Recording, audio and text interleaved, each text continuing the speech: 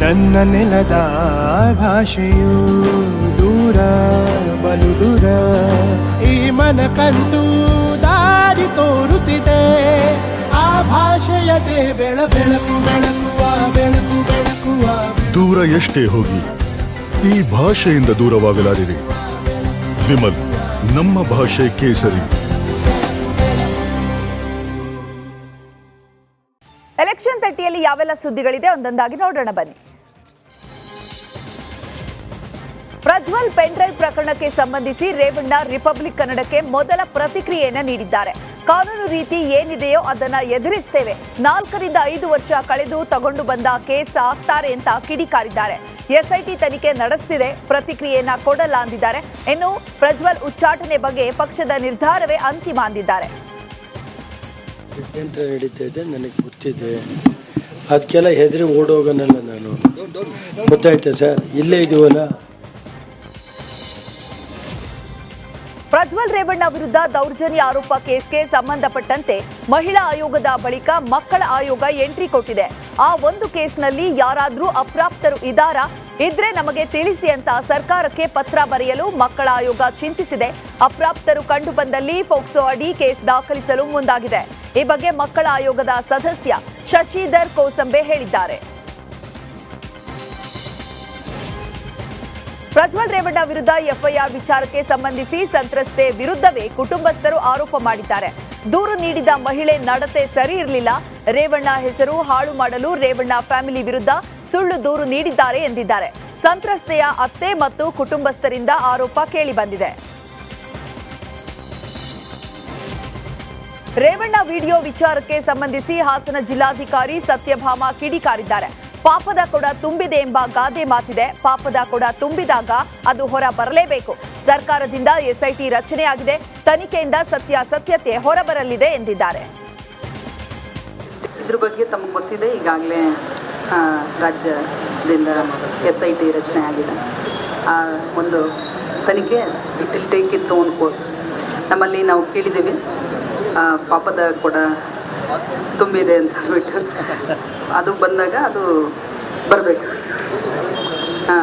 ಶಿಶುಪಾಲನಿಗೆ ಕೃಷ್ಣ 100 ತಪ್ಪು ಮಾಡಲಿಕ್ಕೆ ಅವಕಾಶ ಕೊಡ್ತಾನೆ. 100 ತಪ್ಪಾದಮೇಲೆ 101 ಕೊಡಲ್ಲ. ಅದೇ you are not ready and we also didn't know all this. So ಇದು ಖಂಡಿತ ಇದು ಒಂದು ತಗೊಳ್ಳುತ್ತೆ ಇದು ಕೋರ್ಸ್. ಜೆಡಿಎಸ್ ಪಕ್ಷದಲ್ಲಿ ಪ್ರಜ್ವಲ್ ಪೆನ್ ಡ್ರೈವ್ ಕೋಲಾಹಲ ಹೆಚ್ಚಾಗಿದೆ. ಪ್ರಜ್ವಲ್ ರೇವಣ್ಣ ಪಕ್ಷದಿಂದ ಅಮಾನತು ಆಗ್ತಾರಾ ಎಂಬ ಪ್ರಶ್ನೆ ಉದ್ಭವವಾಗಿದೆ. ನಾಳೆ ಹುಬ್ಬಳ್ಳಿಯಲ್ಲಿ ಜೆಡಿಎಸ್ ಕೋರ್ ಕಮಿಟಿ ಸಭೆ ನಡೆಯಲಿದೆ. ಪ್ರಜ್ವಲ್ ವಿರುದ್ಧದ ಕ್ರಮಕ್ಕೆ ಮುಖಂಡರು ಚಿಂತಿಸಿದ್ದಾರೆ. ಶರಣಗೌಡ ಕಂದಕೂರ್ ಪ್ರಜ್ವಲ್ ಅಮಾನತಿಗೆ ಆಗ್ರಹಿಸಿದ್ದಾರೆ. ಪ್ರಜ್ವಲ್ ಬಗ್ಗೆ ಬಿಜೆಪಿಯವರೇ ಉತ್ತರ ಕೊಡಬೇಕು ಅಂತ ಕಲಬುರಗಿಯಲ್ಲಿ ಸಚಿವ ಪ್ರಿಯಾಂಕ್ ಖರ್ಗೆ ಕಿಡಿಕಾರಿದ್ದಾರೆ. ಟಿಕೆಟ್ ಸಲುವಾಗಿ ಇಡೀ ಕುಟುಂಬ ಮೋದಿ ಬಳಿ ಹೋಗಿತ್ತು, ಬಿಜೆಪಿಗೆ ಇವರು ಮಾಡಿಲ್ಲ, ಎಲ್ಲಾ ಕೆಲಸ ಕೊಡುವ ಮೋದಿಯವರಿಗೆ ಗೊತ್ತಿತ್ತು. ಮೋದಿ ಭೇಟಿ ಬಚಾವೋ ಬೇಟಿ ಪಡಾವೋ ಅಂತಾರೆ. ಕುಮಾರಸ್ವಾಮಿ ಮಹಿಳೆಯರು ದಾರಿ ತಪ್ಪುತ್ತಿದ್ದಾರೆ ಎಂದಿದ್ರು. ಇವಾಗ ದಾರಿ ತಪ್ಪುತ್ತಿದ್ದಾರೆ ಯಾರು ಅಂತ ಗುಡುಗಿದ್ದಾರೆ. ಅವರು ನಿಜವಾಗ್ಲೂ ಪ್ರಧಾನಮಂತ್ರಿ ಅವರೆಲ್ಲ ಮಾತನಾಡ್ತಾರಲ್ಲ, ಬೇಟಿ ಬಚಾವ್ ಬೇಟಿ ಪಡಾವ್, ಹೆಣ್ಮಕ್ಳಿಗೆ ಗೌರವ ಕೊಡಬೇಕು, ಅದು ಇದು ಅಂತ ಹೇಳ್ತಾರಲ್ಲ, ಇವತ್ತು ಎಲ್ಲೋಯ್ತು ಅವರ ಬದ್ಧತೆ? ಬರೇ ವೇದಿಕೆ ಮೇಲೆ ಬರೇ ಭಾಷಣಕ್ಕೆ ಮಾತ್ರ ಸೀಮಿತನ? ನಾವು ಅಂಥ ಯೋಜನೆಗಳು ಮಹಿಳೆಯರಿಗೆ ಕೊಟ್ಟರೆ ದಾರಿ ತಪ್ಪಿದು ಅಂತ ಹೇಳ್ತಾರೆ. ಈಗ ಯಾರು ದಾರಿ ತಪ್ತಾ ಇದ್ದಾರೆ? ಇದ್ರ ಬಗ್ಗೆ ಏನು ಅಭಿಪ್ರಾಯ ಅವ್ರದ್ದು? ಬರೇ ನಾವು ಯಾರು ತಪ್ಪು ಮಾಡಿದ್ದಾರೆ ಅವರು ಶಿಕ್ಷೆ ಆಗಬೇಕು ಅಂದರೆ ಸರಿನಾ? ನಿಮ್ಗೆ ಗೊತ್ತಿರಲಿಲ್ವಾ ಇದೆ? ರಾಜ್ಯದಲ್ಲಿ ಪ್ರಜ್ವಲ್ ಪೆನ್ ಡ್ರೈವ್ ಪ್ರಕರಣ ಭಾರಿ ಸದ್ದು ಮಾಡ್ತಿದೆ. ಪೆನ್ ಡ್ರೈವ್ ವಿಚಾರಕ್ಕೆ ದೇವೇಗೌಡರ ಕುಟುಂಬದ ಹೆಸರನ್ನ ಬಳಕೆಗೆ ಮಾಜಿ ಸಿಎಂ ಎಚ್.ಡಿ. ಕುಮಾರಸ್ವಾಮಿ ಕಿಡಿಕಾರಿದ್ದಾರೆ. ತಪ್ಪು ಮಾಡಿದವರಿಗೆ ಶಿಕ್ಷೆ ಆಗೇ ಆಗುತ್ತೆ, ಇದು ಕುಟುಂಬದ ಪ್ರಶ್ನೆ ಅಲ್ಲ, ವ್ಯಕ್ತಿ ಪ್ರಶ್ನೆ ಎಂದಿದ್ದಾರೆ. ಪ್ರಜ್ವಲ್ ವಿರುದ್ಧ ತಪ್ಪು ಸಾಬೀತಾದ್ರೆ ಪಕ್ಷದಿಂದ ಕ್ರಮ ಕೈಗೊಳ್ತೇವೆ, ಆದ್ರೆ ಪ್ರಕರಣದಲ್ಲಿ ಕುಟುಂಬದ ಹೆಸರು ಯಾಕೆ ಬಳಸ್ತೀರಾ ಅಂತ ಗರಂ ಆಗಿದ್ದಾರೆ. ಪ್ರಜ್ವಲ್ ಪೆನ್ ಡ್ರೈವ್ ಪ್ರಕರಣಕ್ಕೆ ಸಂಬಂಧಪಟ್ಟಂತೆ ಎಚ್.ಡಿ. ಕುಮಾರಸ್ವಾಮಿ ರಿಪಬ್ಲಿಕ್ ಕನ್ನಡಕ್ಕೆ ಪ್ರತಿಕ್ರಿಯೆಯನ್ನ ನೀಡಿದ್ದಾರೆ. ಈಗಾಗಲೇ ಪ್ರಕರಣದ ಬಗ್ಗೆ ತನಿಖೆಗೆ ಒಪ್ಪಿಸಲಾಗಿದೆ. ಅಧಿಕಾರಿಗಳು ತನಿಖೆಯನ್ನ ನಡೆಸಲಿದ್ದಾರೆ, ಏನ್ ಮಾಡ್ತಾರೋ ಮಾಡ್ಲಿ ಎಂದಿದ್ದಾರೆ. ಈ ಸಿಡಿ ಪ್ರಕರಣ ಸಾಕಷ್ಟು ಗೊಂದಲವನ್ನು ಅದು ಹೇಳಾಗಿದೆ ಬಿಡಿ, ಅದರ ಬಗ್ಗೆ ತನಿಖೆ ಆದೇಶ ಆಗಿದೆ, ತನಿಖೆ ಮಾಡ್ಕೊಳ್ಳಿ ಬನ್ನಿ. ಪ್ರಜ್ವಲ್ ರೇವಣ್ಣ ಪ್ರಕರಣ ಸಂಬಂಧ ಗೃಹ ಸಚಿವ ಪರಮೇಶ್ವರ್ ಪ್ರತಿಕ್ರಿಯೆಯನ್ನ ನೀಡಿದ್ದಾರೆ. ಪೆನ್ಡ್ರೈವ್ ಪ್ರಕರಣವನ್ನ ಎಸ್ಐಟಿಗೆ ನೀಡಿದ್ದೇವೆ, ತನಿಖೆ ನಡೆಸಿ ಶೀಘ್ರದಲ್ಲೇ ವರದಿ ಕೊಡಲು ಸೂಚಿಸಿದ್ದೇವೆ ಅಂತ ಹೇಳಿದ್ದಾರೆ. ಲೈಕ್ ಎಸ್ಐಟಿಗೆ ಕೊಟ್ಟಿದ್ದೇವೆ. BK ಸಿಂಗ್ ಅವರ ನೇತೃತ್ವದಲ್ಲಿ ಇಬ್ಬರು ಮಹಿಳಾ ಅಧಿಕಾರಿಗಳು SP ಲೆವೆಲ್ಲಿನ ಅಧಿಕಾರಿಗಳನ್ನ ಕೂಡ ಮಾಡಿದ್ದಾರೆ. ತನಿಖೆ ಅವರು ಪ್ರಾರಂಭ ಮಾಡಿ ತನಿಖೆ ಆದಷ್ಟು ಶೀಘ್ರವಾಗಿ ಸರ್ಕಾರಕ್ಕೆ ವರದಿಯನ್ನು ಸಲ್ಲಿಸಬೇಕು ಅಂತ ಕೂಡ ಹೇಳಿದ್ದೇವೆ. ವರದಿ ಬಂದ ಮೇಲೆ ಗೊತ್ತಾಗ್ತದೆ. ಲೈಕ್ ಎಸ್ಐಟಿಗೆ ಪೆನ್ಡ್ರೈವ್ ಪ್ರಕರಣದ ಬಗ್ಗೆ ಬಿಜೆಪಿ ನಾಯಕರು ಪ್ರತಿಕ್ರಿಯೆಯನ್ನ ನೀಡಿದ್ದಾರೆ. ರಾಜ್ಯ ಸರ್ಕಾರ ಈಗಾಗಲೇ ಎಸ್ಐಟಿ ರಚಿಸಿದೆ ಎಂದಿದ್ದಾರೆ. ಪೆನ್ಡ್ರೈವ್ ಕೇಸ್ ಬಗ್ಗೆ ಜೆಡಿಎಸ್ ನಾಯಕರು ಉತ್ತರಿಸುತ್ತಾರೆ ಅಂತ ಹುಬ್ಬಳ್ಳಿಯಲ್ಲಿ CT ರವಿ ಹೇಳಿದ್ದಾರೆ. ಈಗಾಗಲೇ ರಾಜ್ಯ ಸರ್ಕಾರ SIT ಮಾಡಿದೆ, ತನಿಖೆಯನ್ನು ಈಗಾಗಲೇ ಪ್ರಾರಂಭ ಮಾಡಿದ್ದಾರೆ. ಸತ್ಯಾಸತ್ಯತೆಗಳು ಹೊರ ಬರ್ತದೆ, ಅಷ್ಟು ಮಾತ್ರ ಸಂದರ್ಭ ಹೇಳ್ತೇನೆ. ಒಳ್ಳೆ ಘಟನೆಗಳಾದಾಗ ಒಳ್ಳೆ ಸಕಾರಾತ್ಮಕ ಪರಿಣಾಮ, ಕೆಟ್ಟ ಘಟನೆಗಳಾದಾಗ ಇದರಲ್ಲಿ ಈ ವಿಷಯಕ್ಕೆ ಸಂಬಂಧಪಟ್ಟಂತೆ ನಾನು ಜನತಾದಳದ ನಾಯಕರು ಮಾಜಿ ಮುಖ್ಯಮಂತ್ರಿಗಳಾಗಿರ್ತಕ್ಕಂಥ ಕುಮಾರಸ್ವಾಮಿ ಅವರ ಮಾತನ್ನು ಎಂಡರ್ಸ್ ಮಾಡಿ. ಈಗಾಗಲೇ ರಾಜ್ಯ ಸರ್ಕಾರ SIT ಮಾಡಿದೆ. ಪ್ರಜ್ವಲ್ ರೇವಣ್ಣ ಪೆನ್ಡ್ರೈವ್ ಪ್ರಕರಣದ ಬಗ್ಗೆ ಬೆಳಗಾವಿಯಲ್ಲಿ ಸಚಿವೆ ಲಕ್ಷ್ಮೀ ಹೆಬ್ಬಾಳ್ಕರ್ ವಾಗ್ದಾಳಿ ನಡೆಸಿದ್ದಾರೆ. ತಪ್ಪು ಮಾಡಿಲ್ಲ ಅಂದ್ರೆ ನಾಪತ್ತೆಯಾಗಿದ್ದು ಯಾಕೆ ಅಂತ ಪ್ರಶ್ನೆ ಮಾಡಿದ್ದಾರೆ. ಪ್ರಜ್ವಲ್ ರೇವಣ್ಣ ರಾಜ್ಯವೇ ತಲೆ ತಗ್ಗಿಸುವ ಕೆಲಸ ಮಾಡಿದ್ದಾರೆ. ಪ್ರಜ್ವಲ್ ರೇವಣ್ಣ ಕರ್ಮಕಾಂಡ ಅಮಿತ್ ಶಾಗೆ ಗೊತ್ತಿತ್ತು, ಆದ್ರೂ ಕೂಡ ಟಿಕೆಟ್ ಕೊಟ್ಟಿದ್ದಾರೆ ಅಂತ ಕಿಡಿಕಾರಿದ್ದಾರೆ. ಬಿಜೆಪಿಯವರೇ, ವಿಜೇಂದ್ರ ಅವರೇ, ಅಶೋಕಣ್ಣ, ನಿಮ್ಮ ಪೊಲಿಟಿಕಲ್ ಸ್ಟ್ಯಾಂಡ್ ಏನು? ಇವತ್ತು ನಿಮ್ಮ ಅಲಯನ್ಸ್ ಪಾರ್ಟ್ನರ್ ಈ ರೀತಿ 300-400 ಹೆಣ್ಣುಮಕ್ಕಳ ವಿಡಿಯೋಗಳನ್ನು ಮಾಡಿ ಈ ರೀತಿ ವಿಕೃತ ಒಂದು ಇದನ್ನು ಮಾಡಿದ್ದಾನೆ. ಇದಕ್ಕೆ ತಮ್ಮ ಸ್ಟ್ಯಾಂಡ್ ಏನು? ಪಾಪ ಶೋಭಾ ಕರಂದ್ಲಾಜೆ ಅವರು ಬಾಯಿ ತೆಗಿತಾ ಇಲ್ಲ. ಸ್ಮೃತಿ ಇರಾನಿ ಅವರು ಎಲ್ಲಿದ್ದಾರೆ ಅನ್ನೋದು ಗೊತ್ತಿಲ್ಲ. ಬಿಜೆಪಿಯವರೇ ಪೆನ್ಡ್ರೈವ್ ಬಾಂಬ್ ಸಂಬಂಧ ಎಸ್ಐಟಿ ಮಹತ್ವದ ಸಭೆಯನ್ನ ನಡೆಸಲಿದೆ. ಪ್ರಕರಣದ ತನಿಖೆಗೆ ಟೀಮ್ ರಚಿಸಿರುವ ಎಸ್ಐಟಿ ಸಿಐಡಿ ಕಚೇರಿಯಲ್ಲಿ ಅಧಿಕಾರಿಗಳ ಸಭೆಯನ್ನ ನಡೆಸಲಿದೆ. ಹೆಚ್ಚುವರಿ ಪೊಲೀಸ್ ಮಹಾನಿರ್ದೇಶಕ BK ಸಿಂಗ್ ನೇತೃತ್ವದಲ್ಲಿ ಎಸ್ಐಟಿ ತಂಡ ಇಂದು ಅಥವಾ ನಾಳೆ ಹಾಸನಕ್ಕೆ ತೆರಳಲಿದೆ. ಪ್ರಜ್ವಲ್ ರೇವಣ್ಣ ವಿರುದ್ಧ ಕಾಂಗ್ರೆಸ್ ಕೊತ ಕುದಿಯುತ್ತಿದೆ. ಹಾಸನದಲ್ಲಿ ಕಾಂಗ್ರೆಸ್ನಿಂದ ಬೃಹತ್ ಪ್ರತಿಭಟನೆಯನ್ನ ನಡೆಸಿದ್ದಾರೆ. ಪ್ರಜ್ವಲ್ ವಿರುದ್ಧ ಘೋಷಣೆ ಕೂಗಿ ಕಾಂಗ್ರೆಸ್ ಕಾರ್ಯಕರ್ತರು ಆಕ್ರೋಶವನ್ನ ಹೊರಹಾಕಿದ್ದಾರೆ. ಪ್ರಜ್ವಲ್ ಭಾವಚಿತ್ರಕ್ಕೆ ಬೆಂಕಿ ಹಚ್ಚಿ ಕಿಡಿಕಾರಿದ್ದಾರೆ.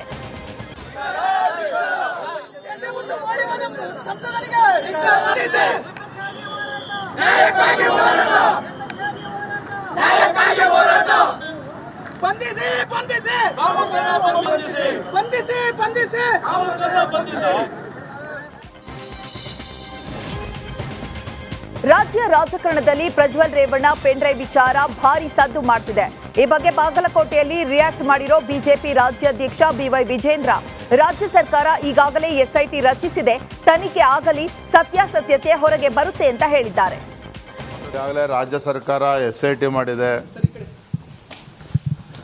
ತನಿಖೆಯನ್ನು ಈಗಾಗಲೇ ಪ್ರಾರಂಭ ಮಾಡಿದ್ದಾರೆ. ಸತ್ಯಾಸತ್ಯತೆಗಳು ಹೊರ ಬರ್ತದೆ, ಅಷ್ಟು ಮಾತ್ರ ಸಂದರ್ಭ ಹೇಳ್ತೇನೆ. ಧನ್ಯವಾದ. ಈಗಾಗಲೇ ರಾಜ್ಯ ಸರ್ಕಾರ SIT ಮಾಡಿದೆ,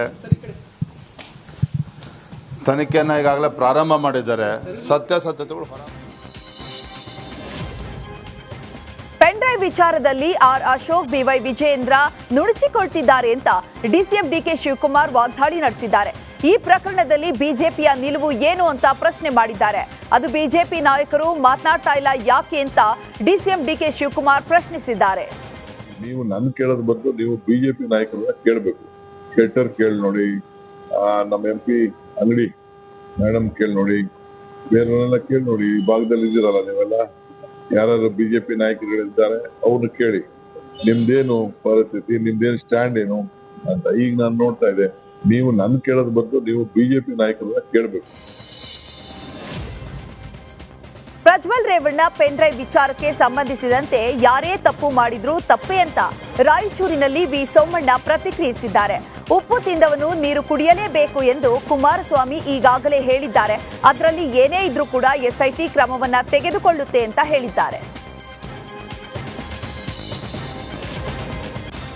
ಪ್ರಜ್ವಲ್ ರೇವಣ್ಣ ಅಶ್ಲೀಲ ವಿಡಿಯೋ ವಿಚಾರವಾಗಿ ಹುಬ್ಬಳ್ಳಿಯಲ್ಲೂ ಕಾಂಗ್ರೆಸ್ ಪ್ರತಿಭಟನೆ ಭುಗಿಲೆದ್ದಿದೆ. ಯುವ ಕಾಂಗ್ರೆಸ್ ರಾಜ್ಯಾಧ್ಯಕ್ಷ ಮೊಹಮ್ಮದ್ ಹ್ಯಾರಿಸ್ ನಲ್ಪಾಡ್ ನೇತೃತ್ವದಲ್ಲಿ ನೂರಾರು ಕೈ ಕಾರ್ಯಕರ್ತರು ಪ್ರೊಟೆಸ್ಟ್ ನಡೆಸಿದ್ರು. ಹುಬ್ಬಳ್ಳಿಯ ಅಂಬೇಡ್ಕರ್ ವೃತ್ತದಿಂದ ಪ್ರಜ್ವಲ್ ರೇವಣ್ಣ ವಿರುದ್ಧ ಘೋಷಣೆಯನ್ನ ಕೂಗಿದ್ರು. ಕಾಂಗ್ರೆಸ್ ಕಾರ್ಯಕರ್ತರು ಬಿಜೆಪಿ ಹಾಗೂ ಜೆಡಿಎಸ್ ನಾಯಕರ ಫೋಟೋಗಳನ್ನು ಹಿಡಿದು ಆಕ್ರೋಶವನ್ನ ಹೊರಹಾಕಿದ್ದಾರೆ. ಪ್ರಜ್ವಲ್ ರೇವಣ್ಣ ಪೆನ್ ಡ್ರೈವ್ ಪ್ರಕರಣಕ್ಕೆ ಸಂಬಂಧಿಸಿದಂತೆ ಕಾಂಗ್ರೆಸ್ ನಾಯಕರು ಆಕ್ರೋಶವನ್ನ ಹೊರಹಾಕಿದ್ದಾರೆ. ಸಾವಿರಾರು ವಿಡಿಯೋಗಳನ್ನು ರಿಲೀಸ್ ಮಾಡಿದ್ದಾರೆ. ಸಾವಿರಾರು ಮಹಿಳೆಯರಿಗೆ ಅನ್ಯಾಯ ಆಗಿದೆ ಅಂತ ಬೆಂಗಳೂರಿನಲ್ಲಿ ಸೌಮ್ಯಾ ರೆಡ್ಡಿ ಆಕ್ರೋಶ ಹೊರಹಾಕಿದ್ದಾರೆ. ಈ ಬಗ್ಗೆ ಬಿಜೆಪಿ ರಾಜ್ಯಾಧ್ಯಕ್ಷ ವಿಜಯೇಂದ್ರ ಏನ್ ಹೇಳ್ತಾರೆ, ಯಾಕೆ ಈ ವಿಚಾರವನ್ನ ಖಂಡಿಸಿಲ್ಲ ಅಂತ ಪ್ರಶ್ನಿಸಿದ್ದಾರೆ. ಪ್ರಜ್ವಲ್ ರೇವಣ್ಣ ಪೆನ್ ಡ್ರೈವ್ ಪ್ರಕರಣಕ್ಕೆ ಸಂಬಂಧಿಸಿದಂತೆ ಎಚ್.ಡಿ. ರೇವಣ್ಣ ವಿರುದ್ಧ ಕಾಂಗ್ರೆಸ್ ಮಹಿಳಾ ನಾಯಕಿಯರು ಆಕ್ರೋಶ ಹೊರಹಾಕಿದ್ದಾರೆ. ತಕ್ಷಣವೇ ಎಚ್.ಡಿ. ರೇವಣ್ಣ ಮೇಲೆ ಕ್ರಮ ಕೈಗೊಳ್ಳಬೇಕೆಂದು ಆಗ್ರಹಿಸಿದ್ದಾರೆ. ಮಗನಂತೆ ದೇಶ ಬಿಟ್ಟು ಹೋಗದ ಹಾಗೆ ನೋಡಿಕೊಳ್ಳಬೇಕು. ಕೇಂದ್ರ ಸರ್ಕಾರ ರೇವಣ್ಣರ ಪಾಸ್ಪೋರ್ಟ್ ರದ್ದು ಮಾಡಲಿ ಅಂತ ಅಲ್ಕಾ ಲಾಂಬಾ ಆಗ್ರಹಿಸಿದ್ದಾರೆ. ಪ್ರಜ್ವಲ್ ರೇವಣ್ಣ ವಿಡಿಯೋ ವೈರಲ್ ಪ್ರಕರಣ ಸಂಬಂಧ ಚಿತ್ರದುರ್ಗ ಜೆಡಿಎಸ್ ಕಚೇರಿ ಬಳಿ ಕರುನಾಡ ವಿಜಯ ಸೇನೆ ಪ್ರೊಟೆಸ್ಟ್ ನಡೆಸಿದೆ. ಸಂಸದ ಪ್ರಜ್ವಲ್ ರೇವಣ್ಣ ಮಾಜಿ ಸಚಿವ ರೇವಣ್ಣ ವಿರುದ್ಧ ಧಿಕ್ಕಾರವನ್ನ ಕೂಗಿ ಆಕ್ರೋಶ ಹೊರಹಾಕಿದ್ದಾರೆ. ಮಹಿಳೆಯರ ದುರ್ಬಳಕೆ, ದೌರ್ಜನ್ಯದ ವಿರುದ್ಧ ಕ್ರಮ ಕೈಗೊಳ್ಳುವಂತೆ ಪ್ರತಿಭಟನಾಕಾರರು ಆಗ್ರಹಿಸಿದ್ದಾರೆ. ಬಾಗಲಕೋಟೆಯಲ್ಲಿ ಪ್ರಧಾನಿ ಮೋದಿ ರಣಕಹಳಿಯನ್ನ ಮೊಳಗಿಸಿದ್ರು. 3 ಸೇನಾ ಹೆಲಿಕಾಪ್ಟರ್ ಮೂಲಕ ಬಂದಿಳಿದ ಪ್ರಧಾನಿಯನ್ನ ಮಾಜಿ ಸಿಎಂ ಬಿಎಸ್ ಯಡಿಯೂರಪ್ಪ ಹಾಗೂ ರಾಜ್ಯಾಧ್ಯಕ್ಷ ವಿಜಯೇಂದ್ರ ಸ್ವಾಗತಿಸಿದ್ರು. ಕೂಡಲೇ ವೇದಿಕೆಗೆ ತೆರಳಿ ಭಾಷಣ ಆರಂಭಿಸಿದ್ರು. ಪಿಸಿ ಗದ್ದಿಗೌಡರ್ ಹಾಗೂ ರಮೇಶ್ ಜಿಗಜಿಣಗಿ ಪರವಾಗಿ ಮತಯಾಚಿಸಿದ್ರು. ಕಾಂಗ್ರೆಸ್ ವಿರುದ್ಧ ಈ ಸಂದರ್ಭದಲ್ಲಿ ವಾಗ್ದಾಳಿಯನ್ನ ನಡೆಸಿದ್ದಾರೆ. ಕರ್ನಾಟಕದಲ್ಲಿ ಮಕ್ಕಳು ಹಸಿವಿನಿಂದ ಬಳಲುತ್ತಿದ್ದಾರೆ. ಕರ್ನಾಟಕವನ್ನ ವಸೂಲಿ ಗ್ಯಾಂಗ್ ಆಳ್ತಾ ಇದೆ. ಕಾಂಗ್ರೆಸ್ ವಿರುದ್ಧ ಪ್ರಧಾನಿ ಮೋದಿ ಈ ರೀತಿಯಾಗಿ ವಾಗ್ದಾಳಿಯನ್ನ ನಡೆಸಿದ್ದಾರೆ. ಕಾಂಗ್ರೆಸ್ನವರು ಕುಡಿಯುವ ನೀರಿನಲ್ಲೂ ಕೂಡ ವಸೂಲಿ ಮಾಡ್ತಿದ್ದಾರೆ. ಯುಪಿಎ ಅವಧಿಯಲ್ಲಿ ಸಾಲು ಸಾಲು ಹಗರಣಗಳು ಬೆಳಕಿಗೆ ಬಂದಿವೆ. ಇದೀಗ ಮತ್ತೆ ಭ್ರಷ್ಟರ ಕೂಟ ಅಧಿಕಾರಕ್ಕೆ ಬರಬೇಕಾ? 60 ವರ್ಷದಿಂದ ಕಾಂಗ್ರೆಸ್ ಸಾಧನೆ ಕೇವಲ ಶೂನ್ಯ ಅಂತ ಬಾಗಲಕೋಟೆಯಲ್ಲಿ ಮೋದಿ ಗುಡುಗಿದ್ದಾರೆ. ಬಾಗಲಕೋಟೆಯಲ್ಲಿ ಬಿಜೆಪಿ ವಿಕಸಿತ ಭಾರತ ಸಮಾವೇಶವನ್ನ ನಡೆಸಲಾಯಿತು. ಮೋದಿ ಸಮಾವೇಶದಲ್ಲಿ ವೃದ್ಧೆಯೊಬ್ಬರು ಕುಣಿದು ಕುಪ್ಪಳಿಸಿದ್ದಾರೆ. ಬಾದಾಮಿ ತಾಲೂಕಿನ ಬಿರನೂರ ಗ್ರಾಮದ ವೃದ್ಧೆ ಮೋದಿಗೆ ಜೈಕಾರ ಹಾಕುತ್ತಾ ಕುಣಿದು ಕುಪ್ಪಳಿಸಿದ್ದಾರೆ.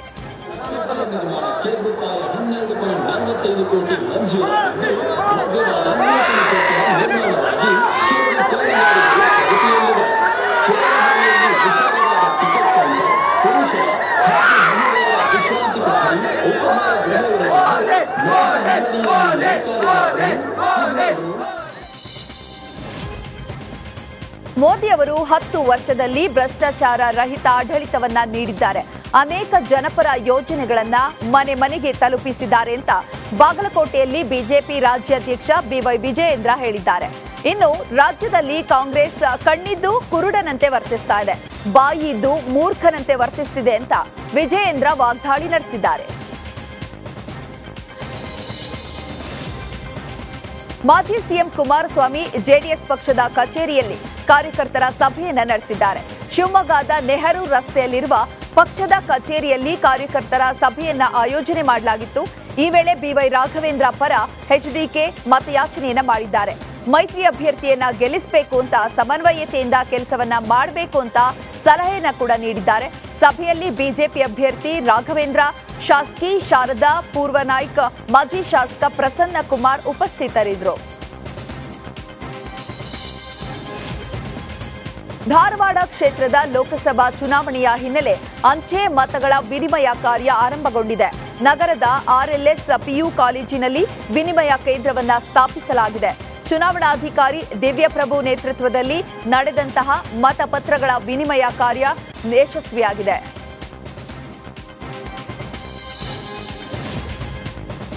ಲೋಕ ಅಖಾಡಕ್ಕೆ ಸಿನಿ ನಟ ನಟಿಯರ ದಂಡೆ ಹರಿದು ಬರ್ತಾ ಇದೆ.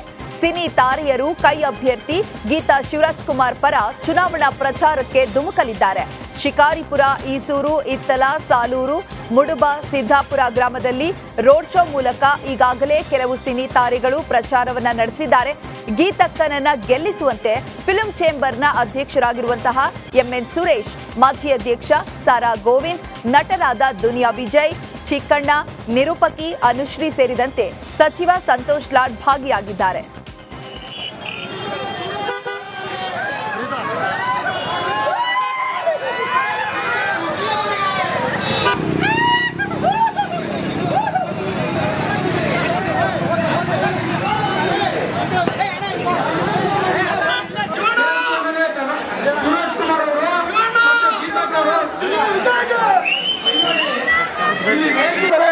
ಅವ್ರನ್ನ ಶಾಂತಿಯುತ ಕೇಳಬೇಕಾಗಿ ವಿನಂತಿ. ಇಲ್ಲಿ ಬಂದಿರತಕ್ಕಂಥ ಎಲ್ಲ ಅಣ್ಣ ತಮ್ಮಂದಿರು, ಅಕ್ಕ ತಂಗಿಯರು ಪ್ರತ್ಯಕ್ಷ ಆಗಿ ಕೆಲಸಕ್ಕೆ ದಯಮಾಡಿ ನಿಮ್ಮನ್ನ ಕೈ ಮುಗಿದು ಕೇಳ್ತೀನಿ.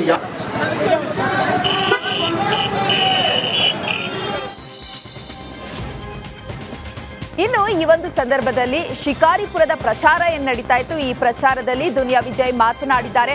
ಬಿಜೆಪಿ ಹಿಂದೂ ಮುಸ್ಲಿಮರ ನಡುವೆ ವಿಷ ಬೀಜವನ್ನ ಬಿತ್ತುತ್ತಾ ಇದೆ ಅಂತ ಬಿಜೆಪಿ ವಿರುದ್ಧ ದುನಿಯಾ ವಿಜಯ್ ವಾಗ್ದಾಳಿಯನ್ನ ನಡೆಸಿದ್ದಾರೆ. ನಮಗೆ ನಿಮಗೆ ತಂದಿಟ್ಟು ಹೊಡೆದಾಟಕ್ಕೆ ಟ್ರೈ ಮಾಡ್ತಿದ್ದಾರೆ ಅಂತ ಕಿಡಿಕಾರಿದ್ದಾರೆ. ಗೀತಕ್ಕಾಗಿ ಕ್ಷೇತ್ರದ ಜನ ಒಂದು ಅವಕಾಶವನ್ನ ಕಲ್ಪಿಸಿಕೊಡಿ ಅಂತ ಮನವಿ ಮಾಡಿದ್ದಾರೆ. ಲೋಕಸಭೆ ಚುನಾವಣೆ ಮತದಾರರಿಗೆ ಮಾಹಿತಿ ಚೀಟಿ ಹಂಚಿಕೆಯ ವಿಚಾರವಾಗಿ ಧಾರವಾಡದಲ್ಲಿ ಖುದ್ದು ಜಿಲ್ಲಾಧಿಕಾರಿ ದಿವ್ಯಪ್ರಭು ಅಖಾಡಕ್ಕಿಳಿದಿದ್ದಾರೆ. ಧಾರವಾಡದ ಚುನಾವಣಾಧಿಕಾರಿಯಾಗಿರುವ ದಿವ್ಯಪ್ರಭು ಮತದಾರರ ಬೂತ್ ಸಂಖ್ಯೆ, ಮಾಹಿತಿಯುಳ್ಳಂತಹ ಚೀಟಿ ಹಂಚಿಕೆಯನ್ನ ಮಾಡಿದ್ದಾರೆ. ಪರಿಶೀಲನೆಯನ್ನ ಕೂಡ ಈ ಒಂದು ಸಂದರ್ಭದಲ್ಲಿ ನಡೆಸಿದ್ದಾರೆ. ಸರ್ಕಾರಿ ಅಧಿಕಾರಿಗಳೊಂದಿಗೆ ಭೇಟಿ ನೀಡಿ ಮನೆ ಮನೆಗೂ ಕೂಡ ಚುನಾವಣಾ ಚೀಟಿಯನ್ನ ಹಂಚಿಕೆ ಮಾಡಿದ್ದಾರೆ. ಮತದಾನಕ್ಕೆ ಪ್ರೋತ್ಸಾಹವನ್ನ ನೀಡಿದ್ದಾರೆ. ಎಷ್ಟು ಜನ ಇದ್ದಾರೆ ನಿಮ್ಮಲ್ಲಿ? 5 ಜನ. 5 ಜನ ವೋಟರ್ ಕಾರ್ಡ್ ಇದು ಎರಡು ತಗೊಂಡ್ ಬರ್ಬೇಕು. ವೋಟ್ ಯಾವಾಗ ವೋಟ್ ಅಂತ ಗೊತ್ತು? ಗೊತ್ತಿದೆಯಲ್ಲ, ಹೇಳಿದಾರಾ? ನಮಗೆಲ್ಲ ಬಂದ.